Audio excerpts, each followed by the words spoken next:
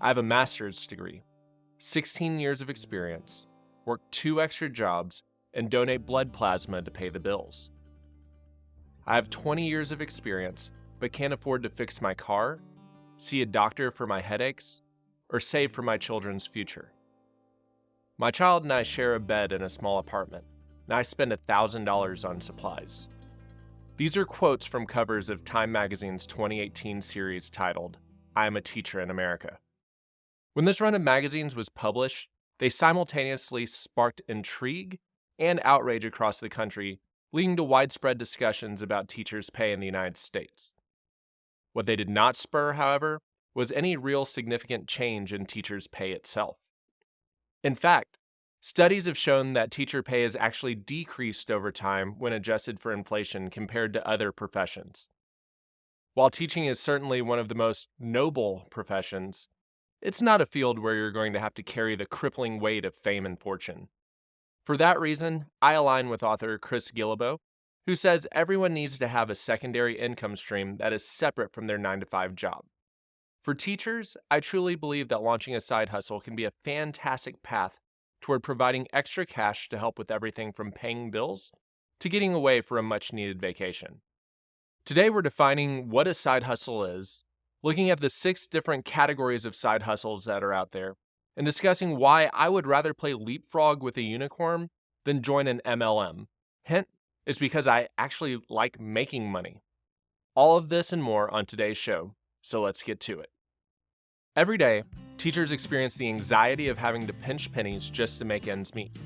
They work hard, serve their students, and are leaders in their communities, but still seem to be living paycheck to paycheck. Sound familiar?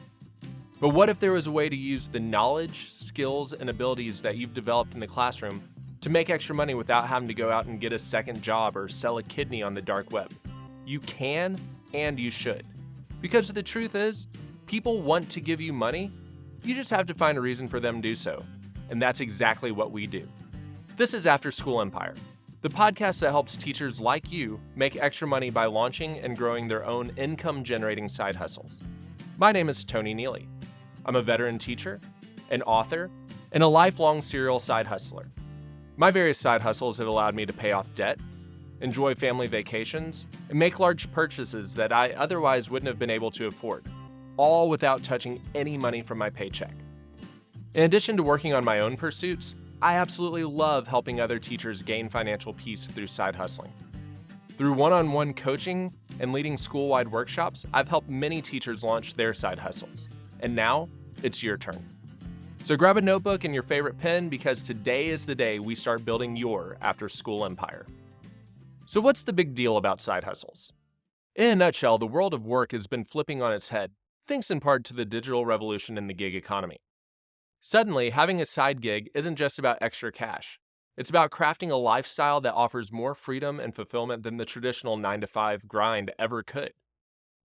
Imagine turning what you love doing in your free time into a steady stream of income, or applying the skills and knowledge you've honed over the years in new, exciting, and profitable ways. That's the magic of side hustles. They blend freedom, creativity, and financial independence in a way that can truly complement your main gig as a teacher. But what exactly is a side hustle? Think of it as any activity outside your full-time job that puts money into your pocket. You might love volunteering your time at the local soup kitchen or reading books to elderly cats at the Humane Society, but that's not what we're talking about here. We're talking about getting paid. This could range from freelance writing, selling goods online, to tutoring, cleaning houses, or even launching a podcast like this one. The key difference between a side hustle and a part-time job is autonomy. You're in the driver's seat deciding how much time and energy to invest without the constraints of a fixed schedule or a boss breathing down your neck.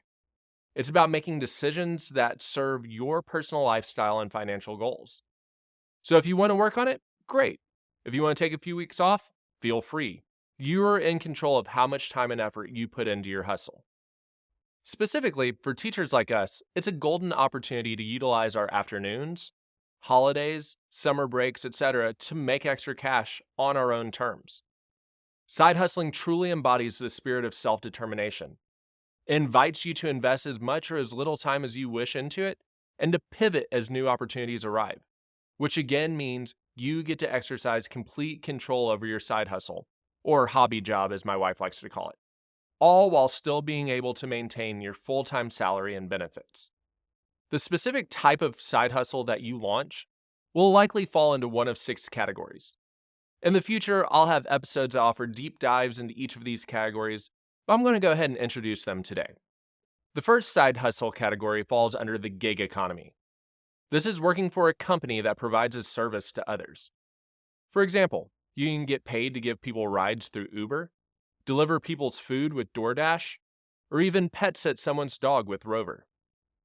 While some people make good money with gig economy side hustles, to me they feel more like a part-time job because you often have to put in a lot of hours to turn a profit, especially if you're not getting great tips.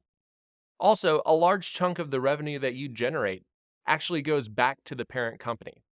So I'm not a huge fan of working in the gig economy, but there are profitable ways to navigate it, and we'll explore those in a future episode. The second category is MLM, or multi-level marketing. MLMs normally are based around a model of selling for a company and recruiting others to do the same, oftentimes by, quote, hosting parties. This could be selling leggings for LuLaRoe or hawking health products for Herbalife. You generally purchase items from the parent company for a discounted rate, then you turn around and sell them to others at full price and keep a percentage of the profits. But the actual selling of the goods isn't what makes you money. The way it's sold to you is that as you recruit more people to start selling these products, you get a cut of their sales. Then as they recruit others, you get a cut of their recruit sales, and so on, until you're drawing massive commissions off of thousands of sellers working under you. That sounds like a pyramid scheme? It's because that's exactly what it is. If you're ever approached by someone trying to recruit you into a side hustle with this business model, run as fast as you can in the opposite direction. The Federal Trade Commission published a report that said 99% of people who participate in MLMs lose money. Not that the other 1% are swimming in gold vaults like Uncle Scrooge on DuckTales. It just means they didn't lose money. So again, you could do an MLM, but you will never hear Afterschool Empire encouraging you to do so. The third category is passive income. Passive income involves generating recurring payments based on your own personal assets. For example, if you have a basement apartment at your home, you could rent it out as a short-term vacation rental on Airbnb or VRBO. If you have an extra car, you could rent it out to others on Turo. Passive income also includes investing in real estate, stocks, and a wide array of other money-making ventures. There are literally thousands of books and podcasts about passive income, and we'll definitely spend a lot of time talking about passive income on this show. But I do want to speak to a misconception about passive income, though. A lot of people think passive means hands-off, laissez-faire. You just sit back, you watch the money roll in, but that's not always true. For example, if you have a short-term vacation rental, you're going to have to keep it clean, manage the rentals, stock the toiletries each time a guest leaves, etc. But we'll get into all that at another time. The last 3 categories are where most side hustlers tend to start their forays into side hustling, and it's where I normally encourage teachers to get their start as well. These are ads-based, goods-based, and service-based side hustles. Hey there, I really hope you're enjoying this episode of Afterschool Empire. If you're gaining any benefit from this podcast at all, could I ask you to do one thing? Please take a moment and share it with other teachers. Just a simple social media post or text message to a colleague not only helps this show keep growing, but can also be the first step in helping a friend that you care about learn how to gain more financial independence by launching and growing their own side hustle. Thanks so much. Now back to the show. The fourth category is ads-based income. Maybe you've been listening to a podcast and they take a moment out of the show to talk about a product that they endorse and think that you should give a try as well. Or maybe you've been watching a video on YouTube and your Scooby-Doo conspiracy theory video cuts away to a commercial for a mattress company or a special credit card offer. The content creators who make that podcast or YouTube video are being paid for their endorsements and for advertising these companies to their audiences. The amount you make will be based off of the number of people who see the ad, a percentage of sales from a special code or link they give to you as an affiliate for their company, or if you have a huge following or a celebrity, they may just pay you outright for endorsing their products. For example, Dwayne "The Rock" Johnson makes over $1.5 million per sponsored post that he makes on Instagram, for each post that he makes. So, Rock, if you're out there listening and you want to help a teacher pay off their mortgage, I would be very grateful. Just saying, I wouldn't turn it down. Now, to be clear, ads-based side hustles do not start making you money right away. They are a slow burn. But if you're diligent and follow the advice we share on this show, you can have reoccurring ads-based income heading your way over the months and years to come. Category 5 is goods-based side hustling. With a goods-based side hustle, you are actively selling or reselling a product. This can be a physical product like flipping sneakers on Facebook Marketplace, or selling old video games on eBay. By the way, if you have old video games sitting around your attic, you might be sitting on a small fortune. A sealed copy of Kid Icarus for the NES just sold on eBay for $82,000. $82,000 for an old Nintendo game. This could also be selling digital products. If you're like me, you've probably purchased some lesson plans or worksheets from Teachers Pay Teachers. When you buy from Teachers Pay Teachers, you're paying for a digital product that another teacher has made. Now, I'm sure you have tons of great resources and activities that you've created as a teacher, so why not get paid for them? One of my favorite goods-based side hustles that I've heard of recently was a teacher/football coach who attended one of my side hustling for teachers workshops.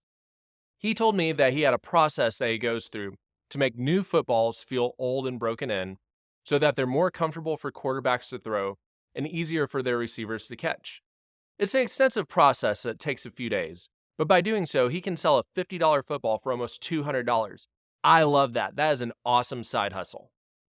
The last category is service-based side hustles. This is when you do things for other people that they either can't do or don't want to do on their own. For example, I used to have my own power washing company called Living on a Sprayer, where I provide residential soft washing and pressure washing services. I averaged making about $100 an hour doing this side hustle, and I absolutely loved it. I invested time into learning proper techniques for cleaning, built out a professional cleaning rig, and became a walking encyclopedia of all things exterior cleaning. The knowledge, skills, and abilities that I acquired in this area allowed me to clean people's homes and make them look like new. Most people don't spend months reading about proper mixing of chemicals or have thousands of dollars worth of equipment. But they do want their homes cleaned and were happy to pay me to do it. On the flip side, I hate cutting grass. My own personal hell would be push mowing a big yard on a hot summer day. I know some of you people out there love it, and I'm glad that you exist, but I'm not one of them. I pay someone to cut my lawn twice a month, and I gladly hand over that money for them to do so. So what is it that you can do that others can't or won't do for themselves? Maybe you can meal prep for them. Maybe you're a music teacher and you can offer private lessons. Maybe you're a line dancing aficionado who can offer lessons to others who want to learn. Perhaps you're a skilled photographer who can take portraits of people's pets. You might be thinking right now, hey, I'm really good at this, or I know how to do that, and I encourage you to ask yourself, how can I get someone to pay me to do that for them? Notice I didn't say, I wonder if someone will pay me, because again, people want to pay you money. You just have to find a reason for them to do so. So there you have it, folks. Today we have talked about what a side hustle is, why teachers need a side hustle, and introduced the 6 different types of side hustles. Again, we'll be spending a lot of time going over these categories in more detail in the future. In upcoming episodes, we'll also be hearing from others who have launched successful side hustles to help serve as an inspiration and motivation for your own pursuits. On the next episode of Afterschool Empire, we're going to be covering my framework to help you decide what side hustle is best for you. So if you're feeling overwhelmed by the endless side hustle possibilities, or you just can't seem to think of what someone would actually want to pay you for, this framework is exactly what you need to get your hustle started. It's going to be a good one, so be sure to tune in. Don't forget to visit www.afterschoolepire.com to sign up for our mailing list. Also, I have a contact page on there. I'd love to hear your thoughts and experiences with side hustling. Have you started one? How has it impacted your life? Who knows, maybe you'll even be a guest on the show in the future. Thanks again, and we'll see you next time.